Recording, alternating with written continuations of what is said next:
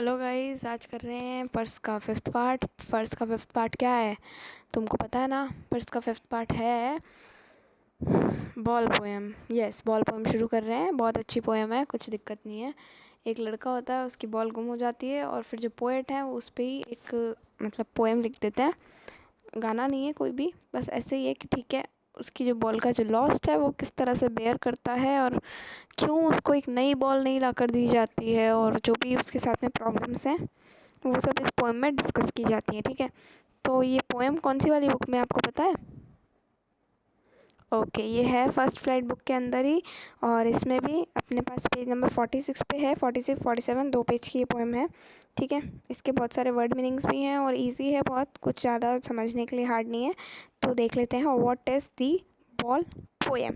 बहुत amazing poem है, you will enjoy it, you will learn many things from this poem. बस आप सुनते रहना तो आपको समझ में आता रहेगा। और इससे पहले एनिमल्स पोएम दे चुकी हूँ चैनल पे, तो आप उसको देख ही सकते हो, उस पर कोई आपको रोक ही नहीं रहा है ना। चलिए द बॉल पोएम करें, देखें, स्टार्ट करें। ये लिखी किसने है? ये लिखी है जॉन बेरीमैन ने। किसने लिखी है? John Berryman. ओके, ये बॉल पोएम जॉन बेरीमैन ने लिखी है। और ठीक है, पढ़ते हैं अब क्या है इसके अंदर। तो पहले तो इसका जो इंट्रो दिया हुआ है वो हम देखते ही हैं, जैसे हर पोएम का वैसे इसका भी देखेंगे। इंट्रो में क्या लिखा है? A boy lodges a ball, a boy loses a ball. एक लड़का अपनी बॉल को गुम कर देता है। बॉल मैं पहले ही क्लियर कर दूं, बॉल आप कुछ भी मत समझो बॉल को, बॉल बस ये वाली। ये अच्छी नहीं ड्रॉ हुई ना, वेट वापस बनाएंगे। देखो बॉल क्या होता है, जनरली आपको मिलेगी ब्लैक कलर की होती है। नहीं नहीं, ब्लैक नहीं होती, ऑरेंज होती हैं बॉल्स, है ना। ऑरेंज में भी ये वाला ऑरेंज एक ऐसे होती है। ठीक है, उसके ऊपर जो है ब्लैक कलर का ऐसा कुछ बना हुआ होता है। फिर उसकी जो है दो इस तरह की लाइंस होती हैं, एक रेड कलर, एक ग्रीन कलर, एक येलो कलर। जो छोटे बच्चों की बॉल्स आती हैं ना वो ऐसी आती हैं। एक ब्लू कलर और एक ब्लैक। ब्लैक तो है ही, red yellow green blue black. Blue में लाइट वाला जो आता है ना, एक लाइट वाला इसमें नहीं है, लाइट ग्रीन ले लेते हैं, चलो लाइट ग्रीन कलर। तो इस तरह से करके इसमें थोड़ी ऐसी बॉल आती है अपने पास, है ना। तो ये जो बॉल होती है ना, ये एक बच्चे की क्या होती है, गुम हो जाती है। ठीक है ना, वो लड़का बहुत दुखी है। यार सही बात है, बॉल गुमी है, दुखी तो होगा ही थोड़ी देर के लिए, है ना। छोटा बच्चा है तो दुखी हो जाता है। अब बॉल डजंट कॉस्ट मच, हमें भी पता है, आपको भी पता है, मुझे भी पता है कि बॉल सस्ती आती है, मतलब ज़्यादा महंगी नहीं आती है। अगर आप बड़ी बॉल लेने जाते हो तो 200 300 400 500 इस रेंज में आती है। लेकिन अगर आप छोटी बॉल्स की बात करते हो तो 10 रुपये से, या फिर कहीं कहीं तो वो 5 रुपये से भी स्टार्ट होती हैं। और अगर आप स्टैम्प बॉल की बात करते हो तो वो 30 40 रुपये तक की पड़ जाती है आपको। ठीक है, 50 रुपये की 3 बॉल भी आती है कहीं कहीं। तो इस तरह से बॉल जो है ज़्यादा हाई रेटेड नहीं है, बॉल सस्ती चीज़ है, नीचे वाली जो छोटी बॉल्स हैं। But nor is it difficult to buy another ball, ना ही ये कोई इतना मुश्किल है कि कहीं पर्वत पे जाके बॉल मिलेगी जो आपको ख़रीद कर आप नहीं ला सकते हो, ऐसा भी नहीं है, है ना। बॉल्स तो सस्ती आती हैं, है ना, बॉल तो सस्ती आती है। तो फिर बॉल ख़रीदने में दिक्कत क्या है? तो why then the boy is so upset, वो लड़का इतना दुखी क्यों है भाई? Read the poem and see what the poet thinks has been lost. Poem को आप पढ़ो और फिर पोएट की फीलिंग को आप समझो कि पोएट को क्या लगता है कि लड़के की क्या चीज़ गुम हुई है। ना केवल बॉल, बॉल तो गुमी है जो तो ठीक है, बट उसने साथ में क्या क्या, उसका साथ साथ में क्या क्या गुमा है, उसने क्या क्या चीज़ों को बेयर करना सीखा है। बेयर मतलब बर्दाश्त करना सीखा है, और साथ में उसको क्या क्या अपनी रिस्पॉन्सिबिलिटी रियलाइज़ हुई है। तीनों ही चीज़ें, चारों ही चीज़ें आपको सीखने को मिलेगी। ठीक है, now and what the boy has learn from the experience of losing something. ठीक है, उस लड़के ने क्या सीखा मैंने आपको बताया, वो सब आप पोएम को पढ़ो, आपको पता चलेगा। So what is the boy now who has lost his ball? What is the boy now who has lost his ball, यानी वो इंग्लिश में ऐसा कह रहे हैं कि वो लड़का क्या करेगा जिसकी खुद की बॉल गुम हो गई है। What is he to do, क्या क्या करेगा यार वो, अब जिसकी बॉल गुम हो गई है वो अब क्या करेगा? I saw it go merrily bouncing down the street and then merrily over. There it is in the water. यानी मैंने खुद देखा अपनी आंखों से कि वो कूद कूद के फुदक फुदक के, यानी ऐसे उछलने वाला जो सीन होता है ना, ऐसे उछल उछल के कहाँ जा रही थी, वो कहाँ जा रही थी, बॉल जा रही थी down the street. I saw it go merrily bouncing down the street. It street से मतलब मैं आपको वहाँ का एक सीन क्रिएट करके दिखाती हूँ, है ना. वेट, देखो ब्लैक कलर से पूरा सीन क्रिएट करेंगे, अच्छा दिखेगा. चलो, कैसे था. आई saw it going merrily bouncing down the street and then merrily over. There it is in the water. यानी ऐसे एक स्ट्रीट थी, फिर ऐसे ढलान आई, ठीक है, और फिर नीचे यानी कि यहाँ पर पानी था. आप कहोगे वायलेट कलर का पानी, तो हाँ, उस देश में वायलेट कलर का पानी था. अरे नहीं, मजाक कर रही हूँ मैं, तो ऐसी कलर नहीं, मैं क्या करूँ. ठीक है, तो ये इस तरह से कुछ, और फिर ये कुछ इस तरह से. नहीं, वेट,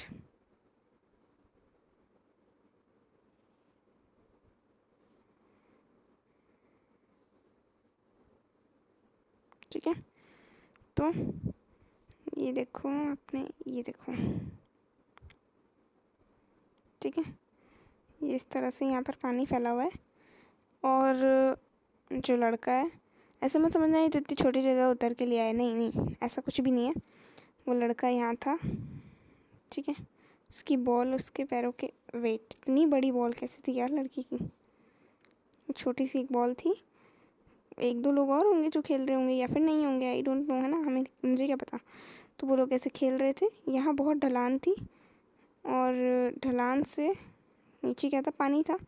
तो बॉल गिर कहाँ गई, पानी में अंदर चली गई, और नीचे चली गई पानी के अंदर, या फिर और पीछे जाके नाले के अंदर, अंदर ही अंदर जाती चली गई. और वो यहाँ से नीचे की तरफ देखता रह गया कि मेरी ball, oh wait, oh my ball is going, मेरी बॉल जा रही है. वो बस देखता ही रह गया, और उसकी बॉल चली गई. दूसरे बंदे तो अपने घर चले जाएंगे, उनको कोई फ़र्क नहीं पड़ता, बॉल तेरी तू देख. तो वो चीज़ यहाँ पे सीन क्रिएट हुआ, ऐसा सीन यहाँ पर क्रिएट हुआ, ठीक है. तो नाउ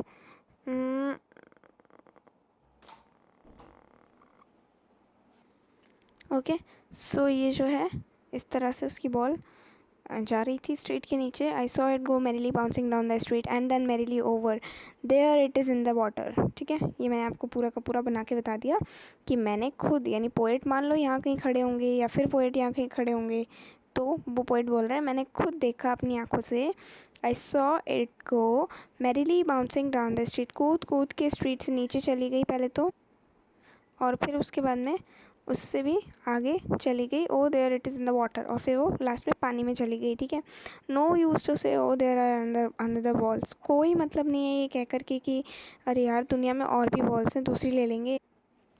क्यों नहीं है कोई मतलब, क्योंकि उस लड़के को, जो पर्टिकुलर जो लड़का था, उसको ये फील हो चुका है कि मतलब उसको दुख फील हो रहा है, यार मेरी बॉल गुम हो गई है. नॉट दैट कि मम्मी डांटेगी, नॉट दैट, वो नहीं, बट एक ग्रीफ फील हो रहा है कि I have lost my ball. So poet कहते हैं no use to say oh there are other balls. ऐसा मत बोलो, तुम या फिर तुम या फिर तुम या फिर मैं या फिर वो लड़का, कोई भी अगर ऐसा बोलता है, या फिर उस लड़के के इवन पेरेंट्स, या फिर उस लड़के का कोई और फैमिली मेम्बर, या फिर उसके रिलेटिव्स, या फिर स्ट्रीट पर चलता हुआ कोई इंसान, कुछ भी, कोई भी, इन सब में से अगर कोई भी ऐसा कहता है कि ओ देयर आर अदर बॉल्स, यानी यार दुनिया में और भी बॉल्स हैं, ठीक है, क्या ज़रूरत इतना रोने की, इतना सोचने की, बॉल को देखने की. तो an ultimate shaking grief fixes the boy. एक अल्टीमेट मतलब एक बहुत तेज़ वाला शेकिंग, ग्रीफ यानी दुख, फिक्सेस द बॉय लड़के को हुआ है. As he stands rigid trembling staring down. वो जो है सीधा का सीधा खड़ा हुआ है यहाँ पर, हेयर द बॉय इज, और वो नीचे की तरफ देख रहा है. इससे पता चलता है कि वो कितना दुखी है. ठीक है, उसके बाद में क्या है, एज ही स्टैंड्स रिजिड, वो सीधा का सीधा खड़ा है. Trembling and steering down. Trembling का मतलब क्या होता है, रिजिड का मतलब होता है स्टिफ. ओके, ट्रैम्बलिंग का मतलब यहाँ पर लिखा हुआ नहीं है बुक के अंदर, as you can see in your books. तो लेट मी फाइंड इट, यहाँ से फाइंड हो जाएगा. ठीक है, तो ट्रैम्बलिंग का मतलब यही हो गया कि अरे यार और भी तो बॉल्स हैं, तो वाई टू क्राई, या फिर उसको इतना सोचने की ज़रूरत क्या है, क्योंकि पहले तो ट्रैम्बलिंग का मतलब बता देती हूँ। ट्रेम्बल, ओके, जिसका मतलब होता है She was pale and trembling with shock. Shock में कोई ट्रैम्बल करता है, टू शॉक, और for example because you are cold और फ्राइटेंड, है ना, ठंड या डर आदि के कारण काँपना इस ट्रेम्बलिंग, ठीक है। तो वही लड़के को हो रहा है, लड़का काँप रहा है, ठीक है। तो अब यहाँ पर वही कह रहे हैं, क्योंकि कोई मतलब नहीं है कि आप अगर ऐसा बोलते हो, मैंने बताया था इन सारे लोगों में से अगर कोई भी ऐसा बोलता है कि यार बहुत सारी बॉल्स हैं, तो ये कहने का कोई मतलब नहीं, क्योंकि लड़के को जो दुख हुआ है, जो उस बॉल खोने वाले को जो दुख हुआ है, वो औरों की तरह नहीं है, या फिर औरों को समझ में नहीं आ रहा है। और एज ही स्टैंड्स रिजिड, वो एकदम सीधा खड़ा है, वो काँप रहा है, और वो देख रहा है कि मेरी बॉल इधर से इधर और इधर से इधर जा रही है, ठीक है। एज ही स्टैंड्स रिजिड हो गया, all his young days into the harbour where his ball went. Harbour का मतलब देख लो एक बार,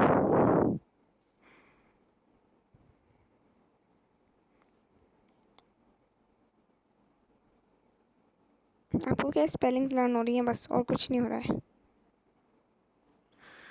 harbour, a harbour or harbor is a sheltered body of water where ships, boats and bridges can be docked. Term harbor is often used port, man-made facility built for loading. ये video देखते हैं एक बार, ठीक है, शायद थोड़ा सा समझ में आ जाएगा।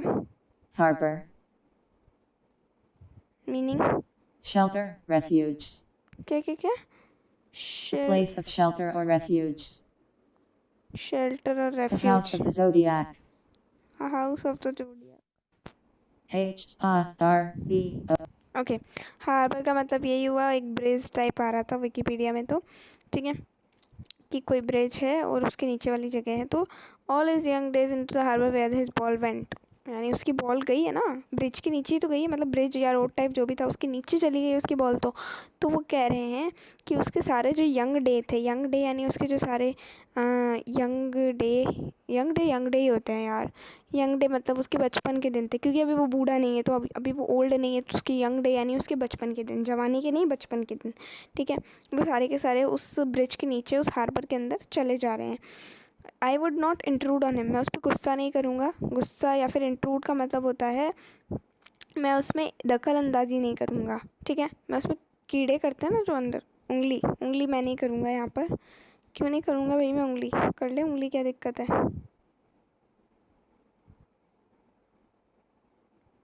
ठीक है। तो उंगली वो क्यों नहीं करेगा poet, because the poet knew that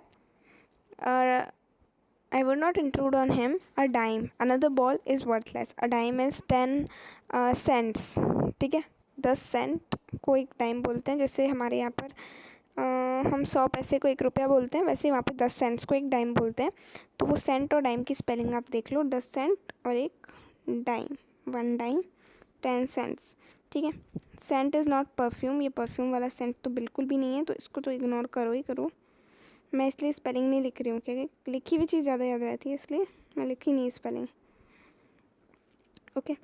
so ये जो 10 सेंट्स हैं उसको क्या कर रहा है वो, पोइट कह रहा है कि पहली चीज़ तो ये कि मैं उस पर उसकी जो सिचुएशन है उसमें दखल अंदाजी नहीं करूँगा, और दूसरी चीज़ कि एक बॉल जिसकी कॉस्ट है 10 सेंट्स या फिर 1 टाइम, ये वर्थलेस है। अभी के टाइम पे वर्थलेस क्यों है ये एक क्वेश्चन के आंसर के दौरान ही पता चलने वाला है। वर्थलेस मैं बताऊँ तो ये वर्थलेस इसलिए है क्योंकि अभी लड़के की फीलिंग्स पे बात आ गई है। दैट इज़ नॉट अबाउट पैसा, दैट इज़ अबाउट फीलिंग्स। तो फीलिंग्स के सामने पैसा इज़ वर्थलेस, ठीक है। Now he senses is first responsibility, now उस लड़के को पता चल रहा है उसकी पहली रिस्पॉन्सिबिलिटी क्या थी। ये लड़का जो किसी और के साथ खेल रहा था या फिर जैसे भी अकेला खेल रहा था, तो उसको ध्यान रखना चाहिए था कि अगर यहाँ पर ये ऐसा रास्ता है या फिर यहाँ पर ये ऐसी सिचुएशन है कि बॉल नीचे जा सकती है, तो फिर उसको क्या करना चाहिए था, उसको यहाँ पर या तो खेलना नहीं चाहिए था, और अगर वो खेल रहा था तो उसको अपनी सावधानी रखनी चाहिए थी, है ना। क्योंकि अगर उसकी बॉल नीचे गिर सकती है तो ही शुड न्यू इट कि मेरे को यहाँ नहीं खेलना है, मेरे को कहाँ खेलना है, मेरे को दूसरी जगह जाके खेलना है जहाँ एक गोल प्लेग्राउंड हो, कि ठीक है बॉल थोड़ा आगे चलेगी कोई दिक्कत नहीं, एटलीस्ट वाटर तो नहीं हो। या फिर उसको बॉल को संभाल के खेलना चाहिए, कि उस लड़के को भी पहले से बोले कि भाई बॉल से ढंग से खेलना, मेरी बॉल गुम नहीं होनी चाहिए, या जो भी प्रॉब्लम है उसको सॉर्ट आउट करके फिर वो खेले।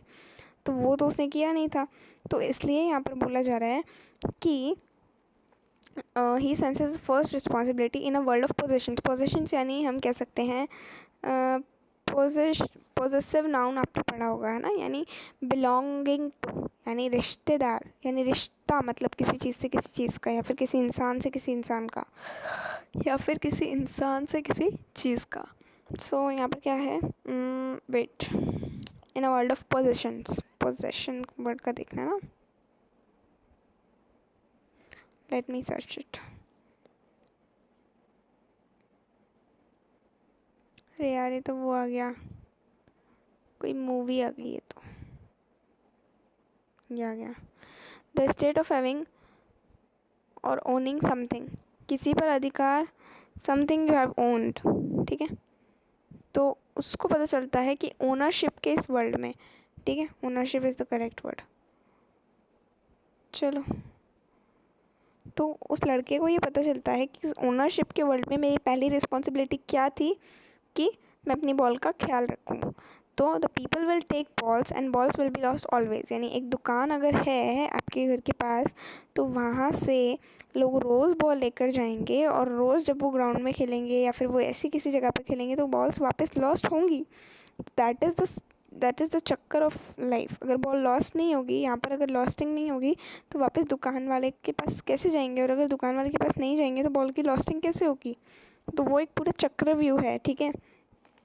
तो लिटिल बॉय वो कहता है उस लड़के से कि बेटा, छोटे बच्चे इधर देखो, देखो लोग रोज़ बॉल ख़रीदेंगे और रोज़ बॉल गुम भी होगी, तो इसमें कोई वो दिक्कत नहीं है, and no one buys a ball back, और कोई ऐसा नहीं है जो आपको वापस बॉल जो है वापस ख़रीद के देगा, और अगर देगा भी या नहीं भी देगा तो मनी इज़ एक्सटर्नल। ये एक इम्पॉर्टेंट वर्ड है, ये एक इम्पॉर्टेंट लाइन है, तो मैं इसको एक बार लिख देती हूँ फॉर यू।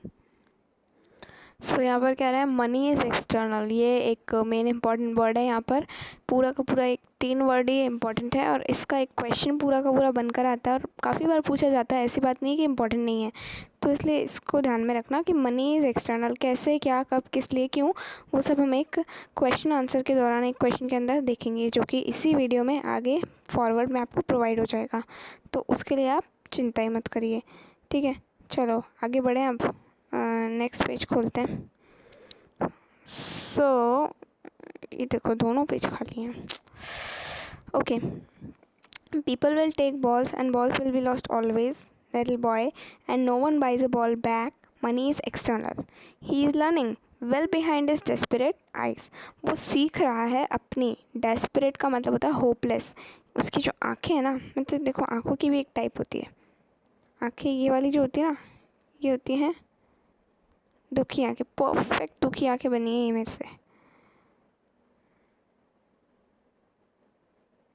ये यानी कि बस रोने को तत्पर है ये, किसी भी वक्त इनसे आंसू गिर सकते हैं, ये अभी उसकी हालत है, ठीक है। तो ही इज़ लर्निंग, वो सीख रहा है, उसके दिमाग के अंदर कुछ एक केमिकल लोचा बन रहा है, मतलब नॉट केमिकल लोचा, बट हाँ उसके दिमाग के अंदर कुछ ऐसा चल रहा है जिसकी वजह से वो एक चीज़ सीख रहा है कि किसी चीज़ का लॉस क्या होता है, वो अभी वो लर्न कर रहा है, ठीक है। Well behind is desperate eyes, उसकी उनकी इन होपलेस आँखों के पीछे, आँखों के पीछे नहीं बेसिकली आँखों के ऊपर, क्यों आँखों के ऊपर, क्योंकि देखो आँखों के ऊपर दिमाग है और दिमाग में वही सीख रहा है, आँखों के पीछे कैसे सीखेगा, आँखों के ऊपर ही तो सीखेगा, जो भी है ना। तो वो अपनी इन आँखों के पीछे सीख रहा है कि कैसे लॉस से बेयर किया जाता है। द एपिस्ट, इस वर्ड को पढ़ने से पहले 3 बार सोच लेना, एपिस्टेमोलॉजी, मैंने सही पढ़ा, एक बार में सही पढ़ना चाहिए आपको, एपिस्टेमोलॉजी नहीं होता है तो एक बार मेरी वॉइस को रिकॉर्ड कर लो और 5-6 बार मैं बोल देती हूँ, एपिस्टेमोलॉजी, एपिस्टेमोलॉजी, एपिस्टेमोलॉजी, ठीक है। अब आ रहा है, तो द एपिस्टेमोलॉजी ऑफ लॉस, यानी कि understanding the nature of loss, what it means to lose something. Epistemology का मतलब यही है कि कैसे एक लॉस को बेयर करना चाहिए, वो सीख रहा है। How to stand up, loss होने के बाद में अब कैसे वापस खड़ा होना है, नॉट दैट कि उसने बैठ के बॉल को घुमाया है। स्टैंड अप का मतलब ये नहीं है, स्टैंड अप का मतलब म्यूचुअली या फिर अंदर से नेचर वाइज खड़ा होना, ठीक है, वापस से उठना और उठकर चलना। Knowing what every man must know one day, ठीक है, वन डे नो, यानी वो वही जान रहा है जो हर एक इंसान को एक ना एक दिन जानना चाहिए।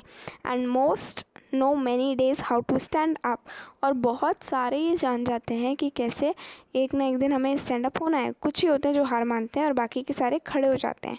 तो बस वही है, that is what life is. यहाँ पर अपनी चैप्टर जो है ख़त्म हो जाता है। एंड वापस बता देती हूँ, द राइटर इज़ जॉन बैर, अरे भाई कैसी बैरी है ये, बारी लिख रहा है, बैरी मैन। इन्होंने ये पोएम लिखी है जिसका नाम है दी बॉल पोएम, ठीक है। पोएट का नाम याद रखना।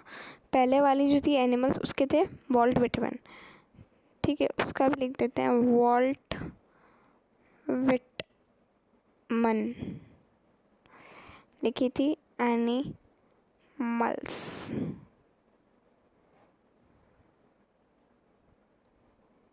अरे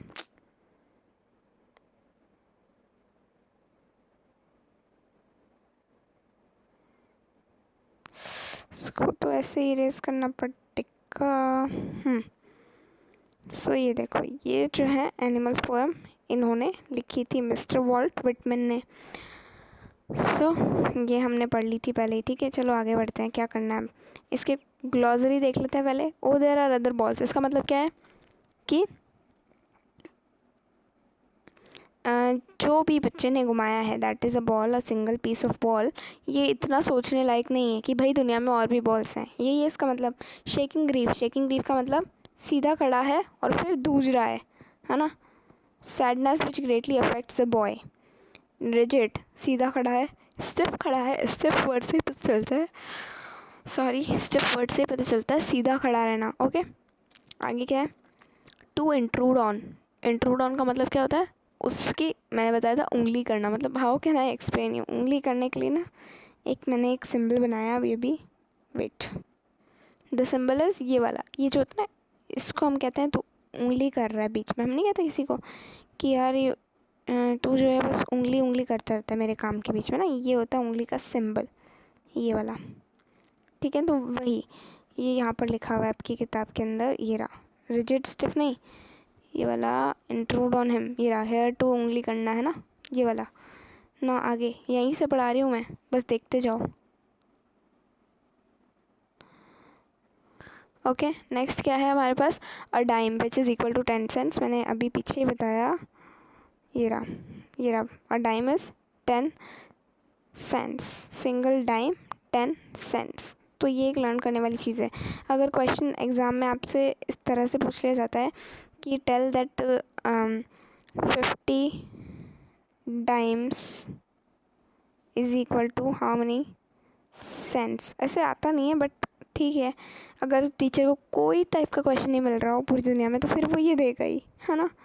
तो अगर ऐसा आपसे पूछ लिया जाता है तो यू कैन ईजिली आंसर, अगर आपको पता है तो, कि 1 डाइम 10 सेंट्स होते हैं, तो 50 टाइम्स कितने होंगे, that is 50 into 10, that is 100, sorry 500 cents. I am not at all good at maths, but इस चीज़ तो कर ही सकते हैं, ठीक है।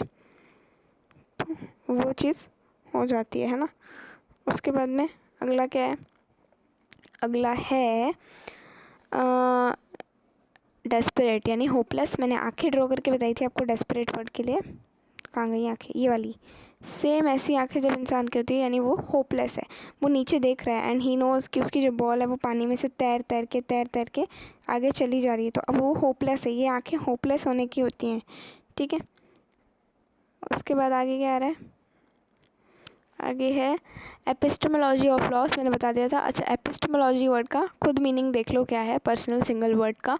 द ग्रीक वर्ड, ये डेफिनेशन सच्ची में इंपॉर्टेंट है, ये बहुत अच्छी डेफिनेशन है और लर्न होनी चाहिए, एक एक को लर्न होनी चाहिए क्लास के अंदर, ठीक है। एपिस्टेम में इसका एक अलग मीनिंग है, और हमको पता है लॉजी तो हमको पता ही है, किसी भी चीज़ के आगे लगा देते हैं ना लॉजी, तो टेक्नोलॉजी है ना, उस तरह से। तो एपिस्टेमा का मतलब क्या है? द ग्रीक वर्ड, ग्रीक का वर्ड है, पहली बात तो ये ग्रीस का वर्ड है। Greece is a place and Greek is a language. Oh shit, ठीक है, वेट, तो इसका मतलब क्या है आपके पास, वो देखो ना आप। तो एपिस्टेम का मतलब होता है मीन्स नॉलेज, एपिस्टेम का मतलब होता है नॉलेज, और या फिर हम कह सकते हैं टू अंडरस्टैंड या टू नो, ठीक है। तो नॉलेज जिसमें खुद एक वर्ड आ जाता है दैट इज़ नो, और नो कर लिया यानी किसी चीज़ को अगर जान लिया तो उसको समझ लिया, है ना, बस यही है। तो नॉलेज, नो या अंडरस्टैंड। आगे क्या है? Epistemology is the study of nature of knowledge itself, यानी कि एपिस्टेमोलॉजी खुद ही एक नेचर ऑफ नॉलेज इटसेल्फ, यानी किसी चीज़ का ज्ञान प्राप्त अगर आप कर रहे हो तो दैट इज़ आप उसकी एपिस्टेमोलॉजी अपने अंदर ले रहे हो, है ना। Knowledge of loss, epistemology of loss, same words हैं, ठीक है। आगे चलते हैं। Thinking about the poem, thinking about the text, question answers देखते हैं। तो क्वेश्चन आंसर नंबर पहला क्या कहता है? #1 क्या है इसके अंदर? Wait, let me think about it.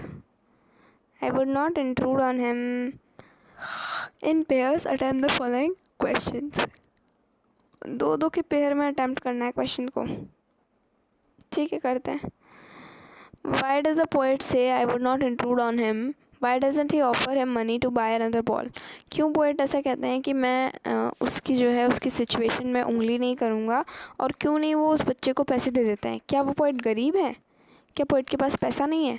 या फिर वो लड़का इतना अमीर है कि वो पोएट से पैसा नहीं ले रहा है? क्या प्रॉब्लम क्या है मतलब इस लेन देन के मामले में, है ना, वो हमको यहाँ पर बतानी है। तो वेट, अरे यार एक सेकेंड, एनिमल्स पढ़ाई थी क्या ले, है ना। वेट मैं निकालती हूँ इसके क्वेश्चन आंसर। ये मैंने जो है 3 पेजेस के अपने नोटबुक के अंदर यहाँ पर इसको करके रखा हुआ है, ठीक है। और अच्छी है ये पोएम, आपको समझ में आई होप आ गई होगी, because I have used very easy language for it. यार मैंने कोई ऐसी हार्ड लैंग्वेज भी यूज़ नहीं करी है कि जो आपको समझ में ना आए। वेट, एक तो कॉपी के अंदर ढूंढने के लिए बहुत दिक्कत होती है। लेटर, सारी पोएम कराऊंगी तो ऐसी कोई प्रॉब्लम है नहीं ख़ास, बस सुनने वाले चाहिए, मैं तो बताने को हुई, है ना। ये रे मिल गई, चलो। वाई डज द पोएट से आई वुड नॉट इंट्रूड? क्यों वो कहते हैं कि मैं दखल अंदाजी नहीं करूँगा, और क्यों नहीं वो बच्चे को एक, अरे यार ये क्या क्लिक हो गया, क्यों नहीं वो उस बच्चे को एक नई बॉल ला के दे देते हैं, या फिर पैसे दे देते हैं कि go and take a new ball.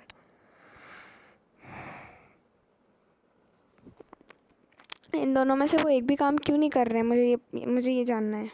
I have उत्सुकता टू जान दिस, है ना, मतलब मुझे जानना है। तो the poet says I would not intrude on him because he does not want to intervene in the natural process of learning. Yes, बिल्कुल बिल्कुल, in the process of learning, ठीक है। जो पोएट हैं वो इसलिए उंगली नहीं कर रहे हैं बिकॉज़ उनको ये जो नेचुरल प्रोसेस है लर्निंग का, हर एक बच्चा, हर एक इंसान पैदा होने के बाद में जब अपनी लाइफ में कुछ भी करने को निकलता है तो उसको बहुत लॉस होते हैं। तो इसलिए उन बड़े लॉसेस को बेयर करने के लिए छोटा लॉस बेयर करना बहुत ज़रूरी है, ताकि इस जर्नी में वो बच्चा आगे कभी फेल ना हो और कभी लॉस आने पर वो घबराए नहीं, तो वो लॉस को, फेलियर को, दोनों को ही अच्छे से ट्रीट कर पाए। इसलिए क्या हो रहा है, पोएट इंटरफेयर नहीं कर रहे, वो चाहते नहीं कि वो इस नेचुरल प्रोसेस में कहीं भी कोई तरह की विपदा बने, कोई तरह की विडंबना वो खड़ी करें, ठीक है। How much I am speaking Hindi यार, हिंदी की क्लास थोड़ी है, okay. So he don't want to intervene in the natural process of learning. He wants the boy to learn the meaning of loss. He wants, वो चाहते हैं कि वो जो बच्चा है वो सीखे कि लॉस क्या होता है और लॉस की फीलिंग कैसी होती है, ओके। नेक्स्ट क्या है? He wants the boy to learn. Okay, he also doesn't offer him money to buy another ball because that would be worthless. वो और पैसा क्यों नहीं दे रहे हैं, वो 10 सेंट्स, वो सॉरी वो 10 सेंट्स या 1 टाइम क्यों नहीं दे रहे हैं, बिकॉज वो बर्थलेस है. क्योंकि बच्चे की जिस बॉल के साथ फीलिंग्स जुड़ी हुई हैं वो बॉल कौन सी है, जो पानी के अंदर गिरी है. तो इसलिए वो जो पैसा पोएट प्रोवाइड करेंगे वो वर्थलेस होगा एट प्रेजेंट. इसलिए पोएट कोई पैसा अभी नहीं दे रहे हैं उस बच्चे को. ठीक है, वेट, ये क्या है यार. ओके, मोर ओवर उसके बाद में क्या लिखा हुआ है, he wants the boy to learn the lesson of responsibility and because with the loss. वो चाहते हैं कि वो बच्चा सीखे कि उसकी रिस्पॉन्सिबिलिटी क्या थी, और अगर वो बच्चा ये सीख रहा है by the process of loss तो ठीक है, सीखने दो, कोई दिक्कत नहीं है. ठीक है, ये रिस्पॉन्सिबिलिटी और लॉस की चीज़ सिखाने के लिए ही पोइट ने उसको पैसा नहीं दिया. ठीक है, अगली चीज़ देखते हैं. Question number 2 is what does the poet say the boy is learning from the loss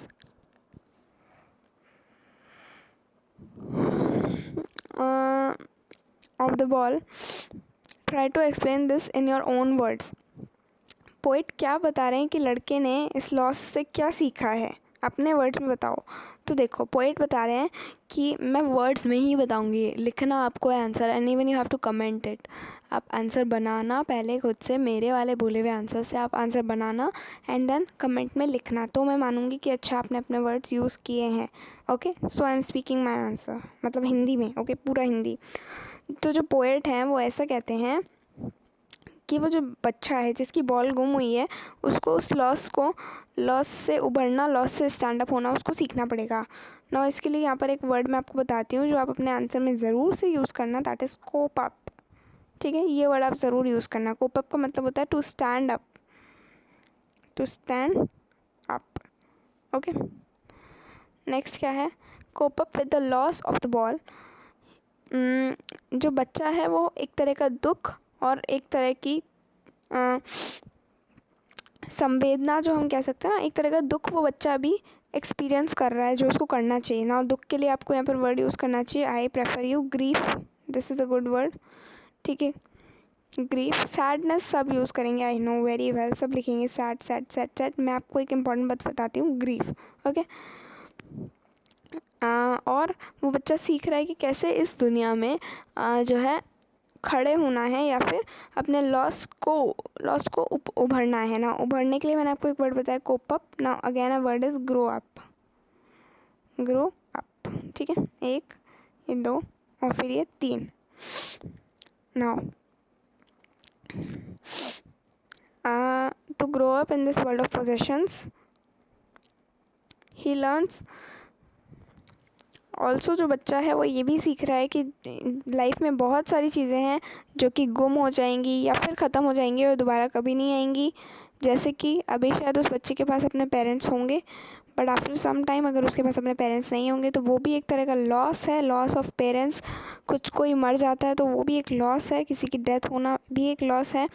अगर कोई उससे कोई बिज़नेस की डील चली जाती है तो डील्स की लॉस भी एक लॉस है. तो हर तरह का लॉस, एक बॉल जो है, एक बॉल का लॉस जो है वो हर तरह का लॉस उसको सिखा रही है. ठीक है, ही इज़ सेंसिंग. और वो जो है उसको ये भी पता चल रहा है कि उसकी फर्स्ट रिस्पॉन्सिबिलिटी क्या थी, कि उसको बॉल गुम होने नहीं देना था. ये उसको पता चल रहा है यहाँ पर. ये क्या क्या सीख रहा है ना वो लॉस से, वो सब हम यहाँ पर लिस्ट कर रहे हैं. ठीक है, ऑल्सो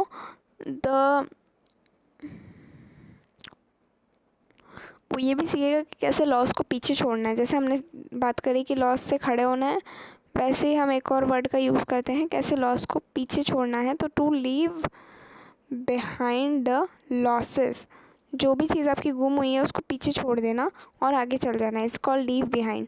ठीक है, ठीक है. उसके बाद में क्या है नेक्स्ट यहाँ पर, तो as he would have understood the true meaning of a nature of loss.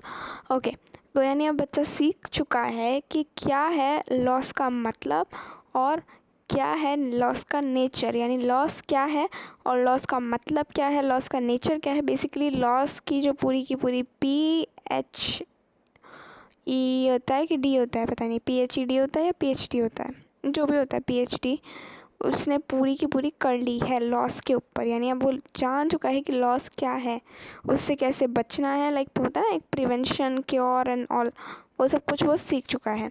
Now write this answer in your own words and then comment it to मी।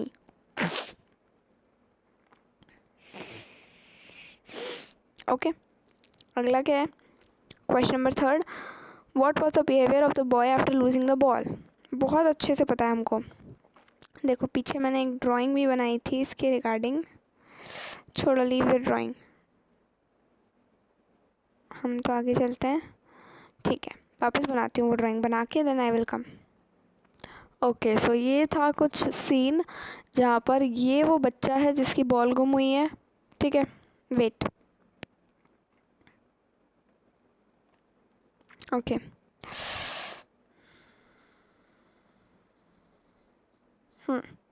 सो ये जो बच्चा है जिसकी बॉल गुम हुई है, ये वो है शायद जो उसके साथ खेल रहा था, जिसको इसका ध्यान अपनी बॉल पे है, जिसकी बॉल लॉस्ट हो चुकी है। ये हमारे पोएट हैं जो कि रेगुलरली बच्चे को देख रहे हैं जिसकी बॉल लॉस्ट हुई है।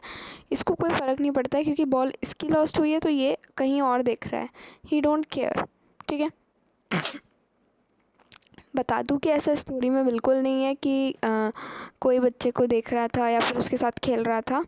केवल ये दो कैरेक्टर्स हैं, ये third one I have created imaginary character, तो डोंट जस्ट गेट कन्फ्यूज, है ना। इसको चाहे तो आप इरेज भी कर सकते हैं। नाउ लड़का क्या कर रहा था जब उसकी बॉल लॉस्ट हो गई थी उसके बाद में। सो लड़के की आंखें मैंने आपको ड्रॉ करके बताई थी। Oh shot, oh shit shit shit shit shit,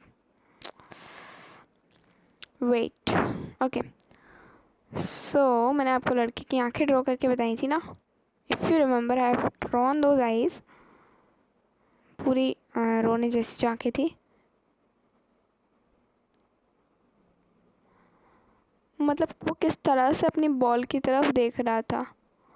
ये जो ये गुस्से वाली आँखें हो जाती है ना, क्या मुझे बहुत नॉलेज है इस चीज़ में।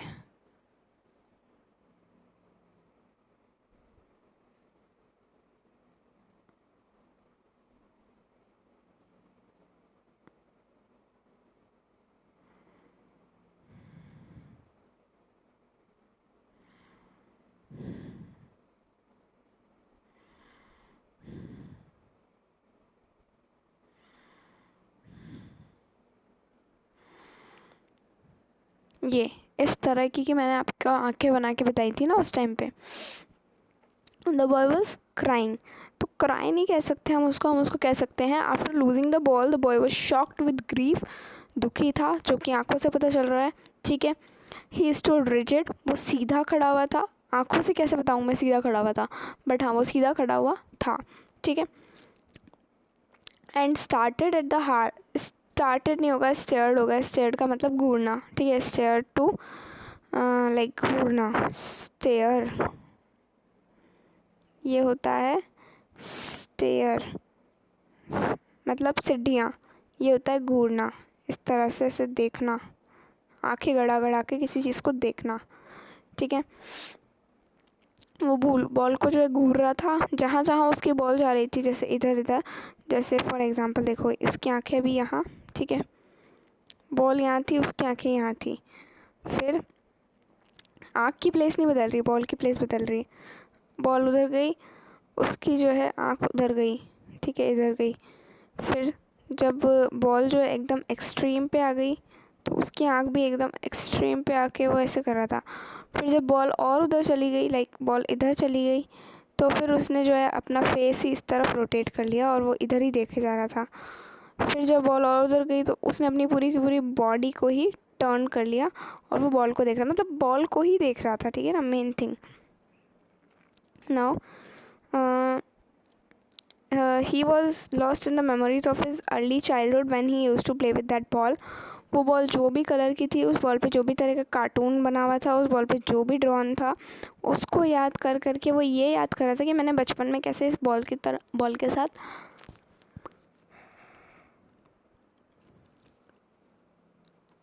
टाइम स्पेंड किया है, ठीक है, वो ही वॉज रिमेंबरिंग। और उसके अलावा what is the first sense of responsibility? First sense of responsibility यही है कि क्वेश्चन नंबर 5 आ गया ना, फर्स्ट सेंस ऑफ रिस्पॉन्सिबिलिटी क्या है? फर्स्ट सेंस ऑफ रिस्पॉन्सिबिलिटी यही है कि a boy loses ball in the water, वो अपनी बॉल खो देता है, वो अगली नई बॉल खरीद सकता है, पर उसको अभी भी दुख है। उसको अभी भी दुख क्यों है? क्योंकि वो अभी ये सब कुछ सीख रहा है जो कि लॉस में होता है। So this is his first sense of responsibility, ठीक है। उसके बाद में what does it mean by money is external, मैंने आपको बोला था ये लाइन आएगी, तो इसका एक आंसर है जो मैं आपको फोटोग्राफ के रूप में अभी दिखाती हूँ। वेट, ओके, इधर देखो, ये रहा आंसर। क्वेश्चन क्या बोल रहा था हमको? क्वेश्चन ये बोल रहा था कि what does it mean by money is external. तो मनी इज़ एक्सटर्नल का मतलब है एक बच्चे ने अपनी बॉल खोई है, ठीक है। प्राइस ऑफ द बॉल कितनी है? कितनी है price of the ball? Price of the ball है केवल 1 डाइम, पर ये वर्थलेस है, क्योंकि इम्पॉर्टेंट ये है कि उसकी बॉल गुम हुई है और वो सेम बॉल तो वापस कभी नहीं आएगी। इसका मतलब है कि मनी जो है वो इमोशंस के इक्वल नहीं है। Money is not to do anything with our emotions, ठीक है। This is only. Now what is the message of the poem? तो मैसेज ऑफ द पोम यही है कि the central idea of poem is that everybody loses something one day और the other in this world of possessions. लो, answer तो यही बन गया इतना अच्छा सा। क्या? कि हर कोई, हर एक बंदा, हर एक दिन कभी ना कभी लाइफ में कुछ ना कुछ लॉस को जो है सफ़र करता है।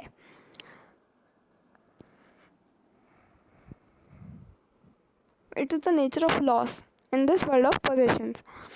One must learn to face the loss, face and forget the loss. Face भी करो और फिर उसको भूलो भी। That is what one is to do with, ठीक है। सो ये हो गई हमारी पोम कंप्लीट। आई होप आपको पूरी तरह से ये समझ में आ गई होगी। So thank you so much for watching the video. और हम 45 पे एंड करेंगे, तब तक मैं आपको बता दूँ पर्स क्या है। पर्स का थोड़ा सा प्रमोशन भी यहाँ पर कर लूँ मैं। नॉट एन एप्लीकेशन नहीं है, ठीक है। Purse is pre exam revision series, जिसमें हम एग्ज़ाम से पहले आपको रिविज़न करा रहे हैं क्लास 10th, और बोर्ड हमारे हैं ही #CBSE #NCERT, ठीक है। तो वो हमारे बोर्ड्स CBSE और NCERT के हैं ही, उन बोर्ड्स के बेसिस पे हम प्रिपरेशन करा रहे हैं, ठीक है ना। सब्जेक्ट्स क्या क्या है हमारे? इंग्लिश, हिंदी। अभी मेन फोकस इन 2 पे है हमारा, ठीक है। फिर हमारा मेन फोकस हो जाएगा मैथ साइंस पे, और लास्ट में we will take up SST। तो ठीक है, सब कुछ होगा, कंप्यूटर वगैरह नहीं होगा, है ना। बाकी सब मेन सब्जेक्ट्स होंगे। और PERS को डिनोट करते किससे हैं हम लोग, वो भी I will tell you. I am telling you right now क्या कि ये जो PERS है ना, इसको हम डिनोट करते हैं इस तरह के एक ग्रीन कलर के हार्ट से। जहाँ पे भी आपको ये हार्ट दिख जाए समझ जाना, नॉट दैट एक्सक्लेमेशन मार्क वाला हार्ट, ये ऐसा ही नॉर्मल हार्ट, इससे हम डिनोट करते हैं इस पर्स को, ठीक है। तो जस्ट आपको ये जहाँ पे भी दिख जाता है समझ जाना ये क्या है। ये यहाँ पर पर्स का एक वीडियो है, ठीक है। तो just don't forget to see that video. और बाकी तो do whatever you want to do. And I am so thankful आपने ये वीडियो को देखा, इतना ज़्यादा इन्जॉय किया आपने, ठीक है। Thank you so much. Keep planting trees. ये मैंने ग्रीन हार्ट इसलिए रखा है ताकि नेचर को थोड़ा सा मैं बढ़ावा दे सकूं, दैट्स इट। मेरा कोई और इंटेंशन नहीं है। And heart is not only कि आप गलत वे में ही हर्ट को हमेशा लें। हर्ट जो है एक अच्छा सिंबल भी हो सकता है। इसी के साथ thank you so very much for looking at the video, for at least taking this chapter in your hands. आपका ये चैप्टर यहाँ पर क्लियर हो चुका है, ओके। और देख लो टाइम, देखो अभी पहले टाइम देखो 1:06 AM, यहाँ दिखाऊँ 1:06 रात के. So I am making this for you only, so please do like it, share it and subscribe the channel. देखो कितना हमने पढ़ा ना आज सारा का सारा. ये देखो सब कुछ अभी डिलीट होगा, बट बस वही है कि आप लोग अगर सपोर्ट करें थोड़ा सा, तो यही चीज़ें हम और बड़े प्लेटफॉर्म पे कर सकते हैं और अच्छे से आपको बता सकते हैं ना. ये पहले वाला चैप्टर का आ रहा है ना. तो जो भी चीज़ें हैं, और हाँ एक चीज़ मैं आपको बताना चाहूँगी, बुक के अंदर ये लिखा है ऐसे, सॉरी वेट, इसको समझो और इस पर कमेंट में बात करो. Thank you. पर मैं समझा दूँ तुमको, कैसे समझ में आएगा, है ना. सो ये क्या है तुम्हारा, देखो OST ऑस्ट और COST कॉस्ट. सो ये जो मार्क है ना, इसके साथ में जहाँ पर भी O फिर S और फिर जहाँ पर भी T लिखा हो ना, तो समझ जाना क्या लिखा है वहाँ पर. क्या लिखा है वहाँ पर, यस वहाँ पर लिखा है कॉस्ट. सो इसको कॉस्ट पढ़ना, इसको कॉस्ट पढ़ना, ठीक है. इतना सा ही कहना था. और वापस बोलती हूँ गाइस, आप प्लीज़ मेरे चैनल को लाइक, शेयर और सब्सक्राइब कीजिए, ताकि आपको अच्छे से अच्छे वीडियोस पर्स के मिल सकें. And do watch every video part wise. ये इसका आई थिंक 4th नहीं, ये इसका 5th पार्ट है. So thank you so very much.